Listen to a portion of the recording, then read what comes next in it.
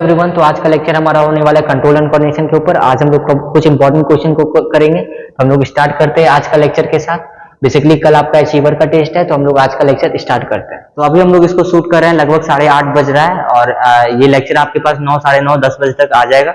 तो अब हमारे पास जो आज का जो हमारा टॉपिक है वो कल का अचीवर टेस्ट का रिवीजन टाइप से है, जहां पे हम लोग कुछ और से बेसिक के अच्छे क्वेश्चन को देखेंगे और कुछ इंपॉर्टेंट क्वेश्चन के ऊपर बात करेंगे। बेसिकली सीधा सा समझो कि ऐसे क्वेश्चन जो सीबीएसई में बार बार पूछे गए हैं उसके ऊपर हम लोग बात करेंगे। तो आज का लेक्चर उस टॉपिक के ऊपर होगा जहां पे हम लोग सीबीएसई के लेक्चर के ऊपर बात कर रहे होंगे। ठीक है, तो फोकस करके देखना, ये इंपॉर्टेंट लेक्चर होगा एग्जाम पर्पज से और आपका अचीवर टेस्ट को लेके। How do control and coordination in plant differ from the animals, ये 4 पॉइंट में लिखना है। मैंने बताया था कि जो प्लांट्स में अगर हम कंट्रोल एंड कोऑर्डिनेशन का बात करते हैं और एनिमल्स का बात करते हैं, तो हमारा प्लांट्स में जो होता है प्लांट हार्मोन होता है जो डिफ्यूज करता है जहां पे एक्शन परफॉर्म करना होता है। प्लांट डिपेंड करता है हार्मोन्स पे कंट्रोल एंड कोऑर्डिनेशन करने के लिए, पर हार्मोन्स जो प्लांट होता है not secreted by specialised gland. हमारे बॉडी में क्या होते हैं, स्पेशलाइज्ड ग्लैंड होते हैं हार्मोन्स को सिक्रेट करने के लिए, पर यहाँ पे किसी भी तरह का स्पेशलाइज्ड ग्लैंड नहीं होता है।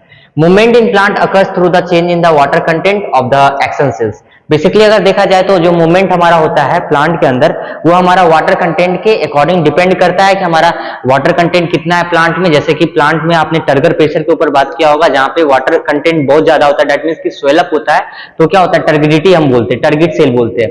पर जब वाटर का एक तरह से बोल सकते हो कि हमारा गैसेस फॉर्म में निकल जाना, जिसको ट्रांसपिरेशन बोलते हैं, उस केस में हमारा क्या होता है चेंजेज होता है, बदलाव आता है शेप में। तो ये प्लांट्स के अंदर देखने को मिलता है। पर एनिमल्स का बात करते हैं तो ये एनिमल्स में आपको पता होना चाहिए जो हार्मोन्स होता है वो हमारा सीक्रेट किस तरह से होता है, वो हमारा सीक्रेट होता है हमारा ग्लैंड्स के थ्रू, और ग्लैंड्स के थ्रू सीक्रेट कहूं और होता है और एक्शंस कहूं और होता है। ये बात समझ में आ गया। एक्शंस कहूं और होता है, सीक्रेट कहूं और होता है, और डंप कहां पे होता है आपको पता होना चाहिए कि जो आपका एंडोक्राइन ग्लैंड्स होता है उसमें ब्लड वेसल्स के थ्रू हम हार्मोन्स को डंप करते हैं, क्योंकि उसके पास कोई डक्ट नहीं होता है। तो ये हमारा हार्मोन्स ब्लड वेसल्स के थ्रू कैरी किए जाते हैं जहां पे इसका जरूरत होता है। अब हमारे पास बात आता है कि एनिमल डिपेंड होते हैं नर्व इंपल्सेस एंड हार्मोन्स दोनों पे। कंट्रोल एंड कोऑर्डिनेशन अगर एनिमल्स का बात करो तो ये नर्व इंपल्सेस पे भी और हार्मोन्स दोनों पे डिपेंड होते हैं, पर अगर हम इसका बात करते हैं तो ये सिर्फ हमारा हार्मोन्स के ऊपर डिपेंड होते हैं। अब हमारे पास पॉइंट आता है कि मूवमेंट जो एनिमल्स का होता है through the change in a shape and arrangement of the protein of muscle cells. We know that कि I am writing from this pen, तो हमारे मसल्स में बहुत सारे प्रोटीन्स होते हैं जिसमें बदलाव आने के कारण I am moving my hand, और हम चल पा रहे हैं, हम बोल पा रहे हैं, और हम क्या चल के आपको पढ़ा पा रहे हैं। तो कहीं ना कहीं इसमें मसल्स के प्रोटीन का रोल होता है। अब हमारे पास क्वेश्चन नंबर 2 है जो काफी इंपॉर्टेंट क्वेश्चन है, जो आपका एग्जाम्पलर से क्वेश्चन बना हुआ है। तो क्वेश्चन इज सेइंग दैट कि इफ राइपेंड फ्रूट को अगर हम कैप्ट करते हैं बास्केट के अंदर रो फ्रूट के साथ, मतलब कि आप समझ लो जैसे आपके पास ये कंटेनर है और यहाँ पे आपके पास क्या है कि राइपेंड फ्रूट, मान लो यहाँ पे रो फ्रूट है। कौन सा फ्रूट है? रो फ्रूट। रो फ्रूट्स मतलब कि वो फ्रूट जो अभी क्या है पका हुआ नहीं है। अब क्या आपने किया कि इसके अंदर आपने एक राइपेंड फ्रूट को डाल दिया। कौन सा फ्रूट को डाल दिया? राइपेंड फ्रूट को डाल दिया। जब आपने राइपेंड फ्रूट को डाला तो due to ripened fruit you know that कि राइपेंड फ्रूट जो होता है वो आपका सीक्रेट क्या करता है? इथिलीन। और जो इथिलीन होता है वो एक तरह का गैसेस हार्मोन होता है, और एक तरह से वो क्या करता है? राइपनिंग ऑफ, और रो फ्रूट्स को राइपनिंग करने में मदद करेगा। तो दिस वाज द कॉन्सेप्ट जो आपको समझना था कि आपने राइपनिंग फ्रूट को अगर कंटेनर में डाल दिया रो फ्रूट्स के साथ तो उसको भी पका देगा due to release of gases hormone that is known as ethylene. अब आपके पास एक नेक्स्ट क्वेश्चन है जो काफी इंपॉर्टेंट क्वेश्चन है। The question is that कि which hormone is responsible for the changes noticed in a female at puberty। मतलब प्यूबर्टी के दौरान फीमेल्स में चेंजेस जो आते हैं वो कौन सा हार्मोन रिस्पॉन्सिबल होता है? तो मैंने आपको बताया था कि एस्ट्रोजन है ना, बेसिकली प्रोजेस्टेरोन भी होता है, तो वो मेंस्ट्रुअल साइकिल के वक्त वर्क होता है। पर अगर हम एस्ट्रोजन का बात करते हैं तो ये बेसिक हार्मोन होता है जो प्यूबर्टी के दौरान जो बदलाव होते हैं फीमेल्स बॉडी में वो हमारा रिस्पॉन्सिबल होता है। अगर मेल्स में बात करते हैं तो टेस्टोस्टेरोन। ठीक है, अब हमारे पास क्या है? डॉर्फिज्म। डॉर्फिज्म क्या होता है सर जी? डॉर्फिज्म का मतलब होता है कि हमारा हाइट कमना, lack of growth hormone body में निकलते हैं तो डॉर्फिज्म का प्रॉब्लम होता है। ठीक है, dwarfism result to the deficiency of which hormone? We know that growth hormone GH। Okay, blood sugar level release due to the deficiency of which hormone? तो आपको पता होना चाहिए कि ब्लड शुगर लेवल अगर आपका क्या हो रहा है? डिफिशियंसी हो रहा है, तो किस हार्मोन के कारण से हो रहा होगा? जरूर हमारा क्या है? इंसुलिन। तो हमारा इंसुलिन और ब्लड शुगर लेवल क्या आपस में मिलता है ना, तो आपको पता होना चाहिए। जैसे क्वेश्चन क्या है? ब्लड शुगर लेवल राइजेस है ना, यहाँ पे क्या है, rises due to deficiency of, अगर ब्लड शुगर लेवल राइज कर रहा है दैट मीन्स कि तुम्हारे बॉडी में डिफिशियंसी इंसुलिन का है, अगर इंसुलिन बढ़ रहा है दैट मीन्स कि ब्लड में ग्लूकोज लेवल घट रहा है, तो ये आपको पता होना चाहिए। Iodine is necessary for the synthesis of which hormone, iodine किस बात के लिए नेसेसरी है आपको पता होना चाहिए। आयोडीन आपका कौन सा हार्मोन बनाता है, थोरॉक्सिन। तो अगर आपका हार्मोन आयोडीन आप कम खाओगे, अपने डाइट में नहीं डालोगे, तो थोरॉक्सिन हार्मोन का प्रॉब्लम होगा, जिसके कारण से गॉइटर डिजीज और बहुत सारे डिजीज आपको हो सकते हैं। अब आपके पास कुछ डायग्राम है जिसको आपको लेवल करना है, और ये अच्छा क्वेश्चन में ये भी आता है, जहां पे आप देख सकते हो कि आपके पास डायग्राम क्या, ध्यान से देखो। तो you have a diagram of levelling, level आपको करना है, देखो ध्यान से क्या आपके पास डायग्राम है।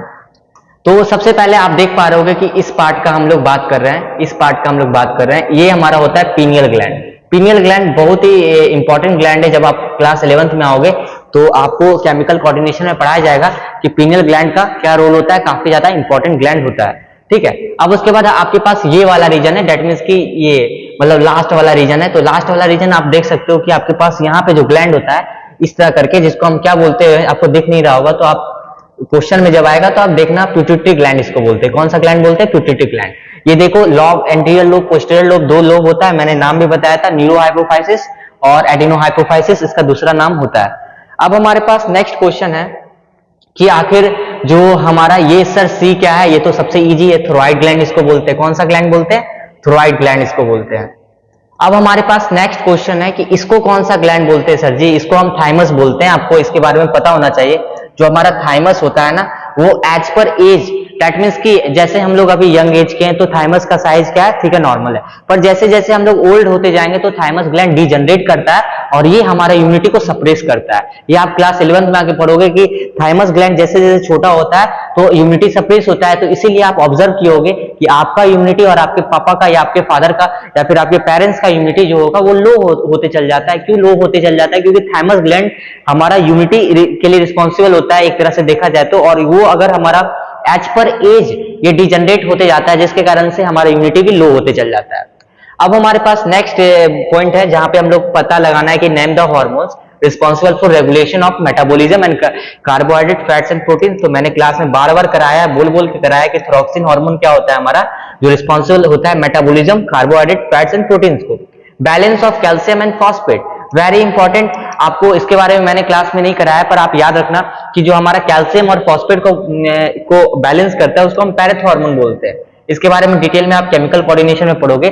ब्लड प्रेशर से रिलेटेड हमारा हार्मोन कौन सा है, आपको पता होना चाहिए कि जब आपको बहुत ज्यादा डर लगेगा या फिर ऐसा स्ट्रेस सिचुएशन है, उस वक्त एक स्ट्रेस हार्मोन निकलता है जिसको हम लोग एड्रेनलिन बोलते हैं। वो हमारे बॉडी में क्या करता है, ब्लड प्रेशर को भी बढ़ा देता है। कैसे बढ़ाता है, हार्ट की पंपिंग को इंक्रीज कर देता है। और उस वक्त पिपिल डायलेशन, पायरो इरेक्शन मीन्स बाल आपका हैंड का जो हेयर है वो खड़ा हो जाएगा, ठीक है। तो दैट मीन्स कि ब्लड प्रेशर भी आपका इंक्रीज हो जाएगा, क्योंकि आपका ब्लड का पंपिंग ज्यादा फास्ट होगा तो ब्लड का प्रेशर भी तो इंक्रीज हो जाएगा, सिंपल सा बात है।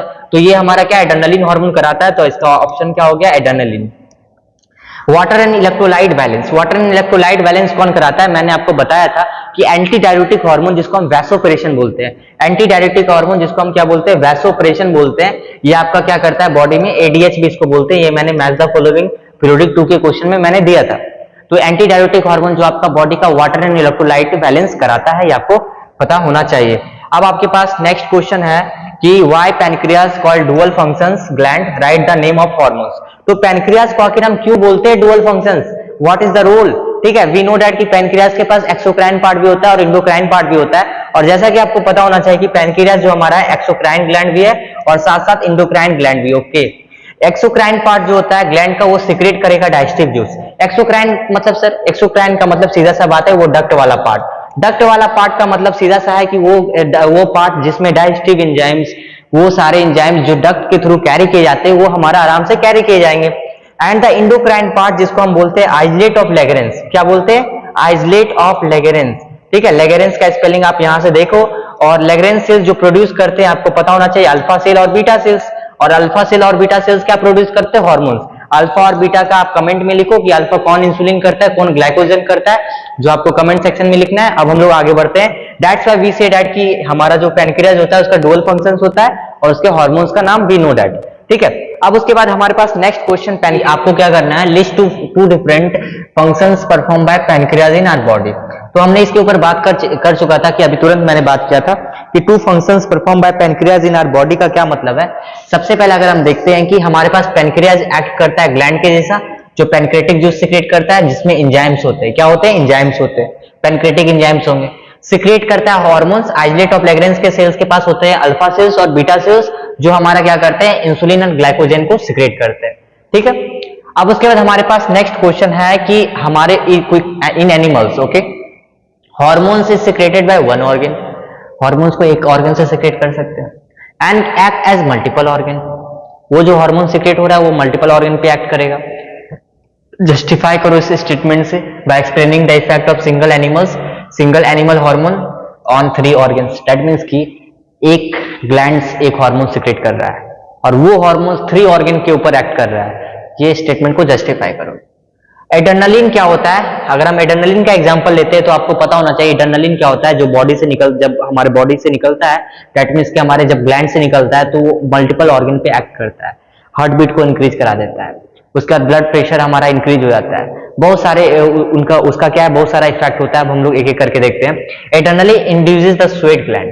सबसे पहले ये क्या होगा, तुमको जब एड्रेनलिन हार्मोन तुम्हारे बॉडी में निकलेगा एड्रेनल ग्लैंड से, तो तुम्हारे अंदर स्वेटिंग आने लगेगा। सबसे पहला चीज, जब इंटरव्यू में आप गए हो, जब आपको डर लग रहा है, आपके सामने कोई जानवर आ गया, आपके सामने आप जिसे डरते हो वो आ गया, तो आप उस वक्त आपको स्वेटिंग सबसे पहले आएगा, आपका स्वेट ग्लैंड को एक्टिवेट कर देगा। It act on heart. सबसे पहले ये आपके हार्ट मसल्स के ऊपर काम कराएगा, इंक्रीज कराएगा कॉन्ट्रैक्शन को, मसल्स को और पंपिंग को, जिसके कारण से आपका ऑक्सीजन डिलीवरी क्या होगा, उस एरिया में ज्यादा होगा। अब जब ऑक्सीजन डिलीवरी उस एरिया पे ज्यादा होगा तो आपको पता होना चाहिए कि ब्लड वेसल्स कंस्ट्रिक्ट कौन सा जगह पे हो जाएगा, आपका हो जाएगा डाइजेस्टिव सिस्टम के पास। दैट मीन्स कि आपको पता होना चाहिए, जब आप फियर सिचुएशन में होते हो, जब आप एग्जाम के सिचुएशन में होते हो, तो आपको भूख का भी पता नहीं चलता है। क्यों नहीं पता चलता है? क्योंकि आप उस वक्त आपके जो ब्लड वेसल्स होते हैं कंस्ट्रिक्ट होते हैं, मतलब ब्लड सप्लाई बहुत कम होता है डाइजेस्टिव सिस्टम्स के पास, हमारे पास। तो देखो ट्रॉपिक मूवमेंट क्या होता है, एक्सप्लेन विद एग्जांपल। मैंने बहुत बार ये क्वेश्चन को कराया है कि ट्रॉपिक मूवमेंट होता क्या है। अगर सिंपली देखा जाए तो ये हमारा डायरेक्शनल ग्रोथ होता है प्लांट के अंदर ड्यू टू एक्सटर्नल स्टिमुलाई, जिसको हम ट्रॉपिक मूवमेंट बोलते हैं। ये टुवर्ड्स भी हो सकता है स्टिमुलस का और अवे भी हो सकता है। Example, in case of phototropic movement we know that कि जो हमारा सूट होता है, जो हमारा क्या होता है, सूट होता है, वो क्या होता है, टुवर्ड्स लाइट जाता है, वाइल जो रूट हमारा होता है, जो अगर हम रूट बोलते हैं, वो हमारा क्या होता है, नेगेटिवली फोटोट्रॉपिक को दिखाता है। अब हमारे पास नेक्स्ट है कि explain with an example. That means कि सेकंड क्वेश्चन, ये पहला क्वेश्चन हो गया। सेकंड क्वेश्चन क्या बोल रहा है, मिमोसा प्यूडिका का हमारा प्लांट है, touch me not plant, drop down when touch. अब उसके बाद ये क्या होता है, ये आखिर ड्रॉप डाउन क्यों हो जाता है, मतलब लिप्स आपस में मुड़ क्यों जाते हैं जब हम टच करते हैं। तो सबसे पहले समझना कि यहाँ पे हमारे पास क्या बोल रहा है कि when it is due to turgor pressure. सबसे पहला turgor pressure between the upper and lower halves of the base of petiole, जिसको हम पल्विनस बोलते हैं। पेटियोल क्या होता है, ध्यान से देख, जैसे हमारे पास, ठीक है, ये है। अब ध्यान से देख क्या होता है पेटियोल, ठीक है। पेटियोल को हम लोग देखते हैं आराम से। ये हमारे पास लिफ है, लिफ जिस चीज से होता है पकड़ा हुआ, उसको हम पेटियोल बोलते हैं, उसको क्या बोलते हैं, पेटियोल बोलते हैं। अब ध्यान से समझो, हमारे पास बोला it is due to turgor pressure difference between the upper and lower halves of the base of petiole. Upper and lower half of the base of the petiole, lower half cell loss water and upper half cells pulvinus become turgid due to transfer of water on lower, thus the entire leaf drops down when touch. ध्यान से समझो, जैसे ही हम lip को क्या किए, touch किए, इस तरह का बहुत सारा लिप आपको मिलेगा, ठीक है। जब आप जैसे ही मान लो कि एक लिप को आप टच किए, अब जब एक लिप को आपने टच किया तो क्या होगा, ध्यान से सुनना, टर्गर प्रेशर के कारण आपका क्या होगा, upper and lower half of the basis of petiole, मतलब दैट मींस कि ये रीजन में अपर और lower half of the petiole, lower half cell क्या करेगा, ये जैसे मान लो कि इसको हम अपर मान रहे हैं, इसको लोअर मान रहे हैं, लोअर हाफ सेल पानी को लॉस करेगा, upper half cell pulvinus become turgid. अब ये पानी को लॉस करेगा, जिसके कारण से ये अपर वाला क्या होगा, आपका टर्गेट हो जाएगा due to transfer of water from lower cells. Lower cell से क्या होगा, पानी ऊपर ट्रांसफर हो जाएगा, जिसके कारण से entire lip drop down when touch. Basically इसका रीजन बहुत जगह दिया हुआ नहीं था, पर मैंने आपको रीजन भी कराया है, क्योंकि ये एग्जाम्पलर का क्वेश्चन है, एग्जाम में आने का चांस बहुत कम है, पर एग्जाम्पलर में थोड़ा लेवल अप क्वेश्चन होता है। ध्यान से समझो, ये हमारे पास लिप का पेटियोल हो गया, ये मान लो लिप है हमारा, ठीक है। पेट्रोल से सटा हुआ है, तो अपर हाफ हमारा क्या कर रहा है, देखो यहाँ पे लोअर हाफ लॉस किया वाटर को, लोअर हाफ क्या किया, लॉस किया वाटर को, और अपर हाफ में क्या हुआ, पानी आ गया, पानी आ गया, वेट आ गया, डेट मींस कि नीचे आ गया। समझ में आया? अब देखो ये हमारा लीफ है, लीफ के साथ हमारा पेट्रोल जुड़ा हुआ है, लोअर हाफ हमारा क्या किया, पानी को लॉस किया, लोअर हाफ हमारा पानी को लॉस किया, तो अपर हाफ में हमारा क्या आ गया, पानी आ गया, अपर हाफ में वेट आ गया, that means loss of water हो गया। अब हमारे पास नेक्स्ट क्वेश्चन है, that is coming in 2019 and NCERT exemplar CBSE में। अब ध्यान से देखो, nervous and hormonal system together perform the function of control and coordination in human being, justify the statement. तो nervous and hormonal system control and coordination in human beings, hypothalamus play important role in the receiving the neural and nervous signal from brain and releases hormones. मे भी आपको ये lecture थोड़ा speed लग रहा होगा, इसका दो रीजन। सबसे पहला, मैंने बहुत सारा क्वेश्चन 4 सेशन में कराया, जिसको डिटेल में एक्सप्लेन किया।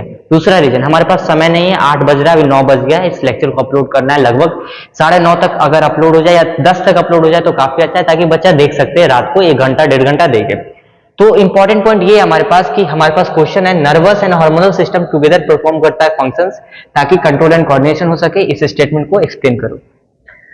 नर्वस और हार्मोनल सिस्टम कंट्रोल करता है, कंट्रोल एंड कोऑर्डिनेशन करता है ह्यूमन बींग्स में, ओके। हाइपोथैलेमस इंपॉर्टेंट रोल निभाता है, ताकि वो न्यूरल और नर्वस सिग्नल्स को लाता है ब्रेन और रिलीज करता है हार्मोन्स को। यहाँ पे एक चीज का बात क्या है, hypothalamus.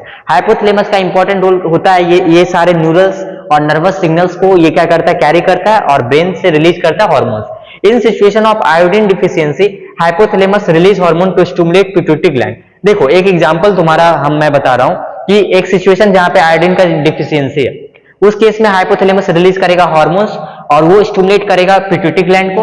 Pituitary gland further send करेगा स्टिमुलेटिंग हार्मोन, जो हमारा थायराइड ग्लैंड के पास जाएगा, और वहां से हमारा थायरोक्सिन निकलेगा, जो रेगुलेट करेगा कार्बोहाइड्रेट को और कार्बोहाइड्रेट का मेटाबॉलिज्म को। फिर से सुन, हमारे पास क्वेश्चन है कि जस्टिफाई करो नर्वस और हार्मोनल सिस्टम कैसे आपस में मिलकर कंट्रोल एंड कोऑर्डिनेशन करता है। आपको पता होना चाहिए नर्वस और हार्मोनल सिस्टम जो होता है कंट्रोल एंड कोऑर्डिनेशन करता है किस बेस से, ह्यूमन बींग्स में। जैसे एक एग्जांपल हाइपोथैलेमस का है, हाइपोथैलेमस का इंपॉर्टेंट रोल है इस चीज में। ये रिसीव करता है सारे न्यूरल और नर्वस सिग्नल्स को ब्रेन से और रिलीज करता है हार्मोन्स। और ये जो हार्मोन्स रिलीज किया, आप देखो इसका कैसे काम होता है। सिचुएशंस है आयोडीन का, आयोडीन डिफिशियंसी है, मान लो आपके बॉडी में, हाइपोथैलेमस रिलीज करेगा हार्मोन्स और वो पिट्यूटरी ग्लैंड में जाके स्टिमुलेट करेगा। पिट्यूटरी ग्लैंड फर्दर स्टिमुलेशन कहां भेजेगा, थायराइड ग्लैंड को। थायराइड ग्लैंड क्या कराएगा, रेगुलेट कराएगा कार्बोहाइड्रेट का metabolism. This is the process. अब हम लोग आगे आते हैं, ठीक है। दिस इज द प्रोसेस, पीछे करके देखो समझ में आ जाएगा, ठीक है। Why do tendril around hard rough object, तो मैंने कराया है कि ग्रोथ मूवमेंट जो होता है हमारा टेंडल का, response to unilateral stimulus of touch is called thigmotropism. Thigmotropism क्या होता है, growth movement of tendril, growth movement of tendril in response to unilateral stimulus. Unilateral मतलब किसी के तरफ नहीं, मतलब किसी के तरफ नहीं, एकदम नहीं बोल सकते, स्टिमुलस की तरफ भी नहीं ना उसके अवे। तो यूनिलेटरल स्टिमुलस देखने को मिलता है, ना तो आप देख सकते हो ये टच मैंने किया लिप को, ना तो इधर जाएगा ना तो इधर जाएगा, दैट मींस कि यूनिलेटरल मतलब किसी की तरफ नहीं जा रहा है, ना स्टिमुलस की तरफ ना उसके अपोजिट में। तो टेंडल्स ऑफ लौकी, तोरी, करेला and sweet pea plants coil around hard object when they come in their contact. It occurs due to unequal growth of two sides of tendril. ठीक है, अब तुम देखोगे कि अनइक्वल ग्रोथ हो जाता है टेंडल्स में। मैंने आपको बताया था कि उसका मैच्योरेशन होने लगता है, दैट मींस कि टेंडल का थिकनेस में भी इंक्रीजमेंट होने लगता है, उसका स्ट्रॉन्गनेस के ऊपर काम होने लगता है as compare to tendril that was not attached with any object. ठीक है, अब हमारे पास क्या है कि यहाँ पे देखो, it to sides of टेंडल्स the growth of the surface which comes in contact of the supported is retarded. अब देखो, जो हमारा सपोर्ट रहेगा, जो हमारा क्या है सपोर्ट है, उससे हमारा जो ये टेंडल घुमा, उसका क्या होगा, ग्रोथ रिटार्डेड हो जाएगा। while remain normal or increase on the other side due to which tendril coil around the support. अब जिस रीजन पे हमारा ये हुआ है वहां पे तो वहां पे क्या हो जाएगा, थोड़ा सा ग्रोथ रुक जाएगा, पर बाकी का रीजन में क्या हो जाएगा, ये कॉइलिंग स्टार्ट होना हो जाएगा। दैट मींस कि टेंडल का दो तरह का बोल सकते हो, जैसे ये पार्ट मान लो कि उसमें कॉइल हो गया, बाकी का पार्ट क्या होगा, लंबाई में उसको कॉइल कर लेगा। दैट मींस कि ये वाला पार्ट थोड़ा आपको थिक लगेगा, ये वाला पार्ट आपको थिन लगेगा, क्योंकि वो उसमें घूम रहा होगा। अब आपके पास नेक्स्ट क्वेश्चन है कि फीडबैक मैकेनिज्म्स क्या होता है। मैंने क्लास में बहुत अच्छी तरीके से बताया कि फीडबैक मैकेनिज्म्स क्या होता है, और उसके बाद आपका हार्मोनिक रेगुलेशन क्या है, एक्सप्लेन करो। इंसुलिन का एग्जांपल लेके क्वेश्चन आपका ये है। ठीक है, तो आपके पास क्या, normal functioning of endocrine glands and regulation of level of hormones in the body is feedback mechanisms. जैसे कि तुमने खाना खाया, ग्लूकोज लेवल बढ़ा तुम्हारे ब्लड में, जिसके कारण से पैनक्रियाज आपका क्या हुआ, सिक्रेट किया इंसुलिन। इंसुलिन स्टिमुलेट किया टारगेट सेल्स को to take up extra glucose which is other utilise in respiration. अब देखो जैसे तूने खाना खाया मिल में, अब उसके बाद उसमें ग्लूकोज का लेवल ज्यादा है। जब ग्लूकोज का लेवल ज्यादा, एक लाइव एग्जांपल से हम लोग समझते हैं फीडबैक मैग्नीशियम्स को, तो मिल में क्या है, ग्लूकोज का लेवल ज्यादा है तो तुम्हारा ब्लड राइजेस करेगा, इसके कारण से पैनक्रियाज का islet of Langerhans cells stimulate होगा, वो क्या करेगा, इंसुलिन सिक्रेट करेगा। इंसुलिन इंसुलिन कहाँ एक्ट करेगा, टारगेट सेल्स के ऊपर, ताकि क्या कर सके, एक्स्ट्रा ग्लूकोज को ले सके। एक्स्ट्रा ग्लूकोज को लेने के बाद वो क्या करेगा, हमारा फर्दर वो उसको यूटिलाइज कराएगा। कहाँ कहाँ यूटिलाइज करा सकता है, रिस्पिरेशन में यूटिलाइज करा सकता है, या तो ग्लाइकोजन के फॉर्म में स्टोर कर सकता है। अब उसके बाद in this way glucose level of blood brought back to the normal, इस तरीका से आपका ग्लूकोज का लेवल अब वापस से नॉर्मल हो जाएगा। When they fall in glucose level in blood, decrease of insulin level take place. अब देखो जब जैसे ग्लूकोज का लेवल कम आ, फिर से आपका इंसुलिन आपका जितना नॉर्मल था उस लेवल पे आ जाएगा। Insulin secretion by pancreas decrease हो जाएगा, पैनक्रियाज से जो इंसुलिन ज्यादा निकल रहा था वो डिक्रीज, ज्यादा नहीं निकलेगा, नॉर्मल हो जाएगा। ये further fall in the blood glucose level in this वे, जैसे जैसे ये बार बार आपके ग्लूकोज लेवल फॉल करेगा फिर से वही मैकेनिज्म्स होगा, तो ये हमेशा बॉडी में होते रहता है। आई होप कि आपको समझ में आ गया होगा, आप इसका एक बार अच्छी तरीके से अगर पढ़ो अपनी से। जो फ्लो होता है signals in synapse from axonal end of one neuron, dendritic end of another neuron but not reverse. अब ध्यान से सुनो, जो फ्लो होता है सिग्नल्स का, अगर हम बात करते हैं न्यूरॉन्स का, ठीक है, अगर हम न्यूरॉन्स का बात करते हैं, ध्यान से देखो क्या हम बोलना चाह रहे हैं। ये हमारे पास न्यूरॉन्स का नर्व एंडिंग हो गया, ये इसका डेंड्राइट हो गया, ये इसका न्यूक्लियस हो गया, और इसके अंदर यहाँ पे होते हैं कुछ स्वान सेल और कवरिंग होता है माइलिन शीथ का, जो मैंने बताया है। तो flow of signals of synapse from axonal end of one neuron, dendritic end of another neuron, from axonal end of one neuron and dendritic end of another neuron. आपको पता है कि यहाँ पे डेंड्राइट कनेक्ट होता है, यहाँ पे भी डेंड्राइट कनेक्ट होगा, अदर डेंड्राइट कनेक्ट होगा। इसको एक्सोनल इन बोल रहे हैं, इसको डेंड्राइटिक इन बोल रहे हैं। और यहाँ पे होता है कुछ केमिकल सिग्नल्स, यहाँ से ये आपका एक्सोनल इन से निकलते हैं, जो आपका क्या है, न्यूरोट्रांसमीटर एक तरह से आप बोल सकते हो, जहां पे साइनेप्स का फॉर्मेशन होता है। अब जब आपका केमिकल्स निकल रहा है एक्सोनल एंड से, तो आपको क्या मतलब है, आपको डेंड्राइटिक की टिप से, दैट्स व्हाई आपका जो वल्स होता है वन वे वल्स होता है, synapse act as one way valve. इस तरह करके भी क्वेश्चन आ सकता है, बिकॉज आपको पता होना चाहिए क्वेश्चन क्या पूछ रहा है, flow of signal of synapse from axonal end of one neuron to dendritic end of another neuron but not the reverse. भाई ये डेंड्राइटिक टिप से इधर क्यों नहीं आ जाता है, इसका रीजन क्या है, मैंने क्लास में बताया कि when the electrical signals releases axonal and से इलेक्ट्रिकल सिग्नल निकला, it releases a chemical substance, this chemical diffuses toward the dendritic end to the next neuron, और ये केमिकल क्या नेक्स्ट न्यूरॉन के डेंड्राइटिक टिप पे क्या करेगा, निकलेगा, और where the generate electrical impulses और सिग्नल, और वहां पे इलेक्ट्रिकल इंपल्सेस और सिग्नल्स को निकालेगा। Hence electrical signals is converted into a chemical signals. अब यहाँ पे देख, इलेक्ट्रिकल सिग्नल्स जो था वो केमिकल सिग्नल में कन्वर्ट होगा डेंड्राइटिक टिप के पास, और उसके बाद आपका क्या होगा कि since this chemicals are absent at the dendritic and, और डेंड्राइटिक एंड के पास बहुत गरीबी है, यहाँ पे ये केमिकल्स नहीं होता है, ठीक है। Since chemical are absent at dendritic end of the neurons and electrical signals can not be converted into a chemical signals, तो इलेक्ट्रिकल सिग्नल्स केमिकल सिग्नल्स में कन्वर्ट नहीं हो पाएंगे। अब आपके पास नेक्स्ट क्वेश्चन है जो मैंने पहले कराया था कि सागर, ये क्वेश्चन मैंने नहीं कराया तो आराम से करते हैं। सागर ने देखा एक रोज, उसको रहा नहीं गया तो स्मेल कर लिया। As smelling it happened touch a thorn, अब स्मेल किया तो उसको एक पनिशमेंट मिला कि उसको काटा कर गया। जब काटा कर गया तो उसने अपना हाथ को हटाया, क्योंकि गलती से गड़ा होगा तो जल्दी हटाया होगा, गलती से गड़ा होगा तो कैसे हटाया होगा, जल्दी हटाया होगा। State two differences and similarities, कोई ऐसा भी है क्या, थोड़ा सा और चुभने दो, नहीं ऐसा नहीं होगा। अब देखो ध्यान से, two differences and similarity each in the way the nervous system perform two actions. देखो एक में हमने क्या किया, अपने स्मेल्स के ऊपर काम किया, दैट मींस कि अपने मन से फूल को लिया, स्मेल किया।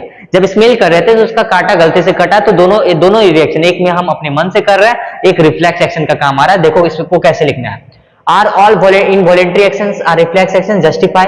सबसे पहले दूसरा इसी एक्शन को बताया कि सारे इनवॉलेंट्री एक्शंस क्या रिफ्लेक्स एक्शन होता है, जस्टिफाई करो। सबसे पहला का आंसर क्या है, सिमिलरिटीज। बोथ केसेस में क्या हुआ, सिग्नल्स का इनिशिएशन हुआ। दोनों केसेस में सिग्नल्स क्या हुए, आए, इनिशिएट हुए बाय रिसेप्टर। एक में क्या हुआ, स्किन रिसेप्टर के जैसा काम किया, एक में नोज में हमारा जो रिसेप्टर होता है स्मेल को लेने के लिए वो काम किया, दैट मींस कि हमारा ऑल्फैक्टरी रिसेप्टर। अब उसके बाद specific sense organ, in both cases neurotransmitter release हुआ होगा accepted by the neurons to carry the impulses. अब डिफरेंसेस क्या है भाई दोनों में? एक्शन ऑफ स्मेलिंग जो रोज का था वो वॉलेंट्री था, मतलब मेरे हिसाब से आया, पर मैंने जो हाथ को हटाया वो हमारा क्या है, इनवॉलेंट्री इन नेचर था। While smelling the rose, the nerve impulses reaches the brain and back where the touching of thorn nerve impulses travel only in a spinal cord। अब जो मैंने उसको टच किया था, कांटा को जो टच किया तो वो सिर्फ स्पाइनल कॉर्ड से आया था, क्योंकि वो रिफ्लेक्स एक्शन था, वो ब्रेन के पास जाता उतना देर में ब्लड आ जाता, उससे पहले मैंने हाथ हटाया क्योंकि स्पाइनल कॉर्ड के पास जाना था।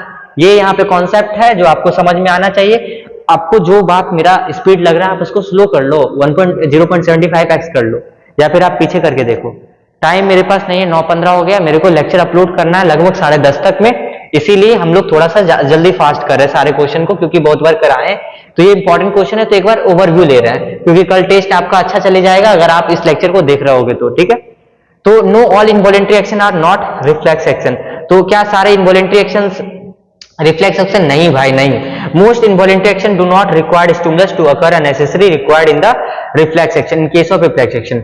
तो no all involuntary action are not reflex action. बहुत सारे इनवॉलेंट्री एक्शन जो होते हैं जहां पे हमको स्टिमुलस जो होता है वो जरूरी नहीं होता है कि आपका not necessary required in the case of reflex action. तो बहुत सारे इनवॉलेंट्री एक्शंस जो होते हैं हमारा do not required stimulus to occur as a necessary required in the case of reflex action. ये वाला पॉइंट थोड़ा घुमा फिरा के लिखा है, बस आपको सीधा सा समझना है कि जितने भी इनवॉलेंट्री एक्शंस होते हैं जरूरी नहीं है कि वो रिफ्लेक्स एक्शंस ही हो। हम लोग स्मेल किए थे, ठीक है, तो वो जरूरी नहीं है रिफ्लेक्स एक्शन हो। Most involuntary actions do not required stimulus. जो इनवॉलेंट्री एक्शंस होते हैं उसमें क्या जरूरी है कि स्टिमुलस का जरूरी नहीं, to occur at necessary required in the case of reflex action. अब ध्यान से देखो क्या बोल रहा है next question, how does the blood sugar level get regulated in human body, ठीक है। अब उसके बाद बोला है कि which hormones is secreted into the blood, कौन सा, सबसे पहला क्वेश्चन समझ, how does blood sugar level get regulated, human body में कैसे रेगुलेट होगा, कौन सा हार्मोन सीक्रेट होता है in the blood when you are under stress. तो मैंने अभी तुरंत बताया था कि जब sugar level in the blood rises they are detected by the cells of pancreas when respond producing insulin, ठीक है। तो सबसे पहला क्वेश्चन का ये आंसर है कि ब्लड शुगर लेवल कैसे रेगुलेट होता है। आपको पता होना चाहिए कि आपके बॉडी में जो ब्लड शुगर लेवल रेगुलेट होता है, आप देखो कितना बार ये क्वेश्चन रिपीट हुआ है कि आपका पेनक्रियाज के सेल से होता है जो प्रोड्यूस करता है इंसुलिन, और as blood sugar level falls insulin secretion क्या होगा, रिड्यूस हो जाएगा। जैसे जैसे ब्लड शुगर लेवल क्या होगा, गिरेगा, फिर इंसुलिन भी अपना सिक्रेशन को कम कर लेगा। The timing and amount of hormone secreted are regulated by the feedback mechanisms, और ये जितने मैकेनिज्म्स हो रहे होंगे वो हमारे फीडबैक मैकेनिज्म डिसाइड कर रहे होंगे। एड्रेनलिन हार्मोन सिक्रेट करता है into the blood, adrenal gland से होता है, ये हमारा हार्ट के ऊपर काम करता है, हार्ट बीट फास्ट होता है, जिसके कारण से बहुत सारा ऑक्सीजन हमारे स्केलेटल मसल्स को मिलते हैं, ठीक है, ताकि हमारा और अलग अलग परफॉर्म कर सके, इसके ऊपर बात कर चुके हैं। ब्रीथिंग रेट इंक्रीज हो जाता है, contraction of diaphragm of breath muscles.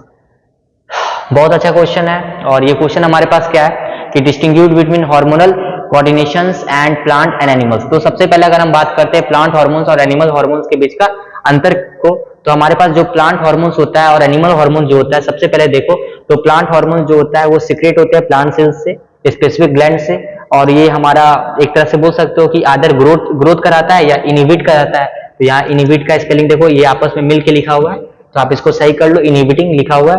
और प्लांट हार्मोन जो होते हैं वो टारगेट साइट पे वो क्या करते हैं, सिंपल डिफ्यूजन कराते हैं। और secretion is not regulated by feedback mechanisms. Plant में कोई भी फीडबैक मैकेनिज्म्स नहीं चलता है, पर हमारे बॉडी में क्या चलते हैं, फीडबैक मैकेनिज्म चलते हैं। Animal hormone reach their target site through blood circulation. यहाँ पे no inhibitor hormone for growth in animals. Animal hormone are secreted from endocrine glands, और एनिमल्स का जो हार्मोन होता है वो सिक्रेट करते हैं इंडोक्राइन ग्लैंड से, ठीक है। तो आपको ये बात समझ में आ गया होगा। अब हमारे पास नेक्स्ट क्वेश्चन है कि कौन सा part of the brain responsible होता है आपका इंटेलिजेंस के लिए। तो मैंने बोला था कि आपका जो आगे वाला पार्ट है, जो जिसमें सेरेब्रम जो आपका लार्जेस्ट पार्ट है, वो इंटेलिजेंस को भी दिखाता है। उसमें होते हैं सनगाई और गहराई, वो फोल्डिंग लाइक स्ट्रक्चर होते हैं। जब आप पढ़ोगे आगे तो ये जो आपका गर्थ होता है, इससे भी आपका आईक्यू मेजर किया जाता है, तो ये आप आगे के क्लास में पढ़ोगे। अब उसके बाद बाइसाइकिलिंग को राइडिंग करना, ये आपका बैलेंसिंग का काम है, आप इसको सीखते हो, तो ये आपका सेरेब्रम करता है। वोमिटिंग सेंटर और कंट्रोलिंग हंगर, आप एक बार कमेंट सेक्शन में जरूर लिखो, काफी बहुत इंपॉर्टेंट क्वेश्चन है। तो ये तो वोमिटिंग सेंटर हम मेडुला को बोलते हैं, और इसको हम हाइपोथैलेमस को बोलते हैं। मेडुला मतलब एमओ, दैट मींस की मेडुला ओब्लोंगेटा, और ये हाइपोथैलेमस, ठीक है। आप इसको देख लो, कंट्रोलिंग सेंटर। तो आपके पास ये कुछ आंसर है, सेरेब्रम, मेडुला और हाइपोथैलेमस। अब हमारे पास नेक्स्ट क्वेश्चन है कि how brain and spinal cord को प्रोटेक्ट करते हैं मैकेनिकल इंजरीज के थ्रू। तो आपको पता होना चाहिए कि मैकेनिकल इंजरीज से हम लोग कैसे प्रोटेक्ट करते हैं हम लोग, तो ध्यान से समझो। तो वी नो डैट कि आपके पास होते हैं क्या, क्रेनियम। आपके पास क्या होते हैं, क्रेनियम, जिसको जो प्रोटेक्ट करता है ब्रेन को, स्पाइनल कॉर्ड को, covered by the vertebral column. अब हमारे पास नेक्स्ट कॉन्सेप्ट है जो काफी अच्छा हमारे पास है डिजीज को लेके। Question is saying that name the disorder when person is likely to suffer from due to following. Over secretion होता है ग्रोथ हार्मोन, जीएस का ओवर सिक्रेशन होता है, तो आपको क्या देखने को मिलता है, तो आपको पता होना चाहिए कि खली लाइक स्ट्रक्चर, जिसको हम गेगेंटिज्म बोलते हैं, जो गेगेंटिज्म देखने को मिलता है। जब फीमेल्स बॉडी में एस्ट्रोजन्स का कमी होता है तो बेसिकली आपका क्या होता है, अगर हम देखा जाए तो एस्ट्रोजन्स का फीमेल्स बॉडी में अगर कमी होता है तो डिले इन प्यूबर्टी, तो एस्ट्रोजन्स का कमी होता है तो एक काम क्या होगा कि उस फीमेल्स में प्यूबर्टी जो आएगा वो एडोलेसेंस के टाइम, मतलब दैट मींस की जो टीनेज आएंगे वो डिले हो जाएंगे। तो किसी के बॉडी, फीमेल्स बॉडी में एस्ट्रोजन का अगर थोड़ा सा लैकिंग आ रहा है तो उसमें प्यूबर्टी लेट से आएंगे। लेस सिक्रेशन ऑफ थ्रोक्सिन, तो हमने बताया था सबसे इजी ग्वाइटर। अब हमारे पास नेक्स्ट क्वेश्चन बोला है कि अब इसका क्या, ग्लैंड का नाम बताओ और हार्मोन्स कहां से सिक्रेट होता है। तो आपको मैंने बताया था गेगेंटिज्म पिट्यूटरी से सिक्रेट होता है, डिले इन प्यूबर्टी ओवेरी से, आपको पता है एस्ट्रोजन कहां से सिक्रेट होता है, ओवेरी से। पिट्यूटरी से क्या सिक्रेट होता है आपको, over secretion hormone, that means की ग्रोथ हार्मोन। और ये ओवेरी से क्या सिक्रेट होता है, एस्ट्रोजन। थोराइड ग्लैंड से क्या होता है, थ्रोक्सिन। ठीक है, अब आगे देखो, थोड़ा सा लेक्चर फास्ट है, मैं बार बार बता रहा हूं कि टाइम का कमी है इसी के कारण, और मैंने एक्सप्लेनेशन में कोई कमी नहीं किया, आप फोकस करो, मैंने वर्ड नहीं लिख रहा हो पर आप सुन के आप लिख सकते हो। नेक्स्ट क्वेश्चन है how is timing and amount of hormone release regulated, explain with the example. तो टाइमिंग और अमाउंट ऑफ हार्मोन जो रिलीज होता है रेगुलेटेड बाय फीडबैक मैकेनिज्म। सबसे पहला पॉइंट, जैसे कि शुगर लेवल हमारा ब्लड में राइज किया तो बहुत ज्यादा इंसुलिन भी प्रोड्यूस होगा, शुगर लेवल अगर कमा तो इंसुलिन भी कम प्रोड्यूस होगा, सीधा सा बात है भाई, हम कम तुम भी कम, हम ज्यादा तुम भी ज्यादा। ठीक है, अब आगे देखते हैं। हमारे पास है ट्रॉपिक मूवमेंट क्या होता है और नेस्टिक मूवमेंट क्या होता है। ट्रॉपिक और नेस्टिक मूवमेंट क्या होता है, ध्यान से समझ। तो it is observe in stem and roots. Tropic movement कहां पे होता है, स्टीम्स में होता है और रूट्स में होता है। स्टीम पॉजिटिव और नेगेटिव दिखाता है, रूट भी पॉजिटिव और नेगेटिव दिखाता है। ओके सर जी, ये होता है unilateral stimulus which causes unequal growth of two sides of stem and roots and tendril. ये यूनिलेटरल होता है, मतलब कि एक सीक्वेंस से ग्रोथ नहीं करता है। ठीक है, मतलब यूनिलेटरल दिखाता है, ऐसा नहीं कि एकदम इक्वल दिखाएगा, रूट की तरफ भी जितना बढ़ रहा है शूट की तरफ भी उतना ही बढ़ेगा, नहीं। Movement is related to stimulus, plant organ either move towards और अभी। ठीक है, stimulus which causes movement in plant are gravity भी हो सकता है, लाइट भी हो सकता है, मतलब जियोट्रोपिज्म, फिर उसके बाद आपका थिग्मोट्रोपिज्म, फिर आपका टच वाला आएगा, फिर हाइड्रोट्रोपिज्म आएगा, फिर क्या है आपका क्या कीमोट्रोपिज्म, दैट मींस की केमिकल सब्सटेंस। एग्जाम्पल में क्या आप एग्जाम्पल ले सकते हो, जैसे आपका बुक में लिखा हुआ है कि आपका bending of root towards gravity, और वाटर की तरफ भी आपका क्या होता है, रूट जाता है, तो ये भी आप एग्जाम्पल लिख सकते हो।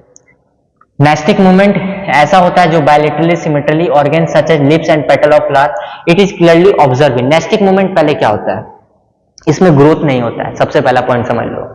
ये ऐसा मूवमेंट होता है जो एक तरह से रिस्पॉन्स होता है। ठीक है, जैसे टच मी नॉट प्लांट को आप टच करते हो तो ये मुरझा जाता है, पर इसमें कोई भी तरह का ग्रोथ दिखाता नहीं है। तो आपको पता होना चाहिए कि क्लियरली ऑब्जर्विंग है bilaterally symmetrical organ such as lips, petal और फ्लावर। लिप्स में देखने को मिला था, पेटल्स में भी देखने को मिल सकता है, फ्लावर में भी देखने को मिल सकता है।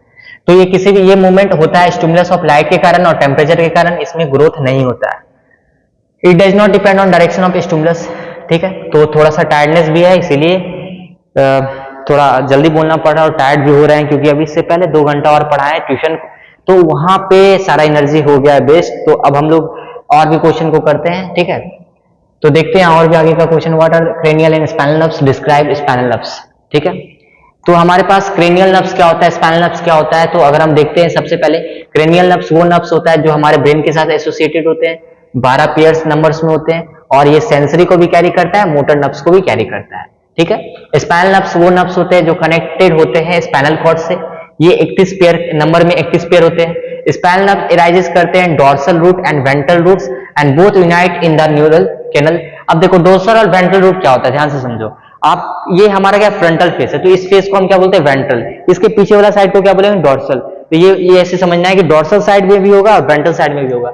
Spinal nerve arises in the form of dorsal root and ventral root and unite होगा न्यूरल कैनाल में और एक सिंगल ब्रांच फॉर्म करेगा। It comes out by the vertebral column through the intervertebral canal. Intervertebral canal के थ्रू वो क्या होगा, हमारा पूरा एक कॉर्ड लाइक स्ट्रक्चर आता है, ठीक है। और उसके बाद समझना, it divide into dorsal, ventral and visceral branches. Dorsal side में भी डिवाइड होगा और वेंट्रल साइड में भी, और विसरल ब्रांचेस, दैट मींस कि विसरल ऑर्गन, दैट मींस कि इंपॉर्टेंट ऑर्गन, जिसको विसरल इंटरनल ऑर्गन हम लोग बोल रहे हैं। तो जैसे कि ये हमारा ब्रेन का देखो मेनिंजेस है, ठीक है, मतलब कि ऐसा जो प्रोटेक्शन करता है, डूरामीटर, पियामीटर, है ना, आर्किनोइड। ये देखो ये हमारा क्या सेरेब्रम है, ये आप देख सकते हो फिगर में, इस पार्ट को सेरेब्रम बोलते हैं। और ये वाला पार्ट जो आप देख पा रहे होगे, जो यहाँ वाला पार्ट है हमारा, जिसको हम मेडुला ऑब्लोंगेटा, और ब्रेन स्टेम यहाँ पे आता है ना, ब्रेन स्टेम जिसको हम बोलते हैं। अब हमारे पास नेक्स्ट क्वेश्चन है, ये हो गया ब्रेन, ह्यूमन ब्रेन बना दिए, उसको लेबलिंग भी कर दिए। नेक्स्ट क्वेश्चन है हमारे पास, एक दो क्वेश्चन और बचा हुआ है जो मैंने करवाया हुआ है, पर देख लेता हूँ कितना बचा हुआ है। हाँ, 3-4 क्वेश्चन और बचा हुआ है, ध्यान से देखो। तो हमारे पास है वेरियस हार्मोन, जिसका फिजियोलॉजिकल इफेक्ट आपको प्लांट ग्रोथ का दिखाना है। तो plant hormone also physiological effect on plant growth. तो ऑक्सीजन प्रमोट करता है, सेल का इनलार्जमेंट कराता है, सेल का डिफरेंशिएशन कराता है। सेल का डिफरेंशिएशन मतलब एक रोल को फिक्स कराता है, ओके। अब दे आल्सो प्रमोट ग्रोथ। जिबरलिंस जो होता है वो सेल इनलार्जमेंट कराएगा, सेल डिफरेंशिएशन कराएगा, ठीक है, प्रेजेंस ऑफ ऑक्सीजन। ऑक्सीजन के प्रेजेंट में ये सारा काम जिबरलिन भी कराता है। और उसके बाद आप देखो, it help in a breaking dormancy. Sir dormancy मतलब क्या होता है? तुम्हारे किचन में जितने भी सीड्स होंगे या फिर पल्सेस होंगे, क्या तुमको लगता है चना होंगे, वो क्या ग्रो कर रहे होंगे? नहीं, वो डोरमेंट स्टेज में। पर जब उसको फेवरेबल कंडीशन मिलेगा तो वो क्या करेगा, ग्रो करना स्टार्ट कर देगा, मतलब कि वो डोरमेंसी को ब्रेक करेगा। तो जो जिबरलिन एसिड होता है वो ब्रेक करता है डोरमेंसी को, सीड्स का और बर्ड्स का, ग्रोथ को प्रमोट करता है फ्रूट्स में। साइटोकाइनिन का क्या फंक्शंस होता है? Cell division, C4 cytokinin, C4 cell division promote करता है, ये भी डोरमेंसी को ब्रेक करता है सीड्स और बर्ड्स का। Delay in ageing of lips, it promote the opening of stomata and fruit growth. Abscisic acid promote करता है dormancy in seeds and birds, it promote closing of stomata and falling of lips. It also inhibit growth and reverse the growth promoting effect of auxin and gibberellin. That means कि abscisic acid एक तरह से promote करता है dormancy को और seed और birds को, और क्लोजिंग ऑफ स्टोमेटा के लिए यही रिस्पॉन्सिबल होता है। सीबीएसई में क्वेश्चन आता है कि स्टोमेटा को क्लोजिंग कौन कराता है, लिप्स को फॉलिंग कराने से कौन प्रमोट करता है जी। अब उसके बाद आपको क्या लगता है कि आपके पेड़ का सारा लीफ गिर जाएगा हवा चलने से? नहीं नहीं नहीं नहीं, जो ओल्ड हो जाता है उसमें क्या होता है कि आपका एब्सिसिक एसिड और मदद करता है लीफ को गिरने में। तो it effect include wilting of leaf. Wilting of leaves मतलब कि वहां पे वाटर कंटेंट का भी कम कर देना। एक होता है बिल्टिंग का कॉन्सेप्ट, जहां पे सनलाइट के वक्त क्या होता है, बहुत ज्यादा धूप रहता है, तो ये क्या आता है, वाटर कंटेंट को ऑफ कर देता है। तो आपको लगेगा कि सारा प्लांट क्या हो गया, मुरझा गया, लगेगा मर गया, पर शाम होते होते फिर से ये फ्रेश दिखने लगता है, क्योंकि वहां पे फिर से वाटर सप्लाई चले जाता है। अब उसके बाद नेक्स्ट है आपका इथिलीन। इथिलीन के बारे में मैंने बताया कि ये फॉलिंग ऑफ लिप्स को प्रमोट करता है, रैपनिंग ऑफ फ्रूट्स को करता है, और ये भी ब्रेकिंग करता है bird of dormancy. Next question आपका है, how does phototropism occur in a plant. तो मैंने ये बहुत बार कराया है, आप पीछे वाला लेक्चर देखो कि कैसे लाइट आ रहा है तो ऑक्सीजन कैसे डिस्ट्रीब्यूट हो रहा है। आपको मैंने बताया था कि जो ऑक्सीजन होता है वो सैडी साइड डिफ्यूज होता है। दैट मीन्स कि ऑक्सीजन, अगर सनलाइट इधर आ रहा है तो ऑक्सीजन कहता है मेरे को सनलाइट से प्रॉब्लम है, सनलाइट जिधर आएगा उधर वो उसका अपोजिट साइड डिफ्यूज करेगा, सैडी एरिया पे। सैडी एरिया पे डिफ्यूज करेगा तो एक समय क्या होगा कि इधर का मास बढ़ते चल जाएगा, मास बढ़ेगा तो ये झुकाव जो आएगा, आपको लगेगा कि ऑक्सीजन सनलाइट की तरफ, मतलब उसका पार्ट सनलाइट की तरफ जा रहा है। तो सनलाइट की तरफ जाने का ये मतलब होता है कि ऑक्सीजन सैडी साइड डिफ्यूज किया तो इधर वेट ज्यादा बढ़ा, तो वेट इधर बढ़ा तो झुकाव इधर आएगा। समझ में आया? ये टॉपिक था, आप पीछे जाके देखो। उसके बाद मैंने ये भी कराया है, so effect of oxygen growth of plant in response to light. एक बार मैं फिर से करवा देता हूं यहाँ पे, ठीक है। तो आपके पास क्वेश्चन है कि oxygen on the growth of the plant response to the phototropism. तो when the light fall only on the right side of the stem, oxygen hormones collect in the left side of the stem, और मैंने बताया था shady area. This is because oxygen hormone prefer to stay in a shade, okay, moves away from the light. Thus more oxygen hormone is present in the left side of the stem compared to the right. This left side of the stem grows faster and then right side, therefore the stem bend towards the right side direction of the light. आप एक बार पढ़ो, मैंने जो बोला वही लिखा हुआ है। Effect of oxygen growth on a root exactly opposite to that of a stems. Oxygen promote increase the rate of growth in the stem, decrease the rate of a growth in a root. Root के growth को decrease करता है, stem के growth को increase करता है। The side of the root away from light will have the oxygen concentrated due to this side of the root which is away from the root will grow slower than the other side. यहाँ पे concept है, ध्यान से समझना।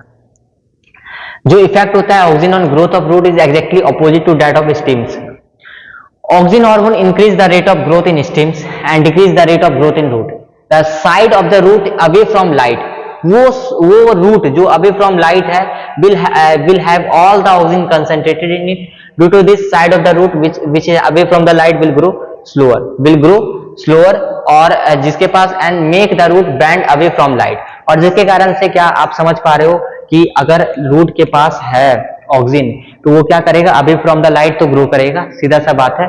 ठीक है, आप ध्यान से इस चीज को पढ़ो, मैं क्या बताना चाह रहा हूं. Auxin hormones increases the rate of growth in stem but decreases the rate of growth in root. The side of root away from light, the side of root away from light, जो away from light है. अरे भाई जो side away from light है, that means कि oxygen वहीं पे accumulate हो रहा है, कंसंट्रेट हो रहा है, जिसके कारण से side of root which is away from light वो ग्रो करेगा स्लोअर. ठीक है, other side make the root bend away from light. ठीक है, तो ये थोड़ा सा घुमा फिरा के लिखा है, तो आप इसको पढ़ लो और क्लास में अगर नहीं समझ में आ रहा है क्लास में भी एक बार पूछ लियो, लिख के आ जाना. How does chemical coordination occur in a plant, hormones के थ्रू, जो मैंने बता दिया. What is the need of control and coordination in organisms. तो वी नो दैट कि we are multicellular organisms. Okay sir ji, हम लोग में क्या होता है, नंबर ऑफ कंपोनेंट्स होते हैं, सब कंपोनेंट्स होते हैं, स्पेशलाइज्ड सेल्स होते हैं ताकि एक पर्टिकुलर फंक्शंस परफॉर्म कर सके. तो इसीलिए नेसेसरी है कि वेरियस ऑर्गन परफॉर्म करे एक एफिशिएंट मैनर से, जिसके कारण से कंट्रोल एंड कोऑर्डिनेशन होना चाहिए बॉडी में. आप इसको अच्छी तरीके से पढ़ो, मैंने पीडीएफ को डलवा दिया है यही चीज को. अब एमसीक्यू 4-5 कर लेते हैं, फिर सेशन को हम लोग इन कर रहे होंगे. ठीक है, तो सबसे पहला क्वेश्चन है कि आपको ग्लैंड बताना है कि नॉट अकर इन पेयर. कौन सा पेयर में नहीं होता है. आपको पता है कि एड्रेनल ग्लैंड पेयर में होता है, टेस्टिस पेयर में होता है, ओवेरी पेयर में होता है, पिट्यूटरी ग्लैंड क्या होता है, पेयर में नहीं होता है. तो ये आपका ऑप्शन हो गया. ठीक है, inhibitor hormone which cause building of lips. मैंने अभी तुरंत बताया था बिल्डिंग ऑफ लिप्स कौन करता है, एब्सिसिक एसिड. कौन करता है building of lips, abscisic acid. उसके बाद आपके पास नेक्स्ट क्वेश्चन है कि गस्टेटरी रिसेप्टर, टंग. गस्टेटरी रिसेप्टर क्या होता है, टंग होता है. नेक्स्ट क्वेश्चन को रीड करो, सॉल्व करो खुद से. Choose incorrect statement about insulin. It पर प्रोड्यूस बाय पेनक्रियास, सही है. ग्रोथ एंड डेवलपमेंट, सही है. रेगुलेट ब्लड शुगर लेवल, अच्छा वो sorry, growth and development, growth और डेवलपमेंट नहीं कराता है, तो ये आपका ऑप्शन हो गया. और insufficient secretion of insulin which cause diabetes, सही है. अब आगे देखो नेक्स्ट क्वेश्चन. अब देखो हमारे पास नेक्स्ट क्वेश्चन है. When we touch our lips, basically touch me not, they begin to fold and drop, how does the plant communicate. तो आपको पता होना चाहिए कि कौन सा, देखो इसमें कैसे पहचानना है. यहाँ पे आपके पास देखो इलेक्ट्रिकल सिग्नल दिया हुआ है और यहाँ पे इलेक्ट्रोकेमिकल दिया हुआ है. इलेक्ट्रिकल सिग्नल्स को पहले काटो, इलेक्ट्रोकेमिकल्स को पकड़ो. तो यहाँ पे देख सकते हो कि यहाँ पे क्या बोला है कि information from tissues to specialised cells. Plant tissues electrical chemical signals transfer information from tissue to specialised cell. No, specialised cell यहाँ पे नहीं होते, सेल टू सेल होते हैं. तो आपका बी नंबर का आंसर हो गया. आई होप कि आज का सेशन आपको अच्छा लगा होगा. बाकी का क्वेश्चन मैंने बहुत जगह मैंने कराया है और ये पीडीएफ को मैं ट्राई करूंगा कि डाल दूंगा, जो क्वेश्चन वाला पीडीएफ है. तो काफी इंपॉर्टेंट पीडीएफ था ये आपके लिए. ठीक है, तो हम लोग मिलते हैं नेक्स्ट सेशन के साथ. ये सारा चीज हम लोग ने डिस्कस कर चुका हूं. ठीक है, तो हम लोग नेक्स्ट सेशन में मिलते हैं. और सबसे इंपॉर्टेंट पॉइंट, आपका काफी टफ समय है अभी आपको हार्डवर्क करने का समय है. बेसिकली डाइवर्जन तो आता है लाइफ में, पर उसके साथ फाइट करना पड़ता है. और नॉर्मली फोन का यूज कम करो, अपने राइटिंग के ऊपर काम करो, दैट मींस कि राइटिंग सेक्शन के ऊपर काम करो, क्योंकि आपका राइटिंग सेक्शन ही मजबूत होना चाहिए सीबीएसई के एग्जाम पे. प्रेजेंटेशन अच्छा होना चाहिए, ये सब के ऊपर काम करो. और मोस्ट इंपॉर्टेंट पॉइंट कि अपने ऊपर बिलीव रखो कि आप अच्छा कर सकते हो. ये बहुत छोटा मोटा एग्जाम है, जब आपको पता चलेगा मे भी आपको अभी टफ लग रहा होगा, पर आप प्रिपरेशन को काफी अच्छी तरीके से करो, एक सोर्स के ऊपर टिके रहो, फिर आपको देखो आपका रिजल्ट आएगा और काफी अच्छा रिजल्ट आएगा. तो हम लोग मिलते हैं नेक्स्ट सेशन में. Thank you for watching.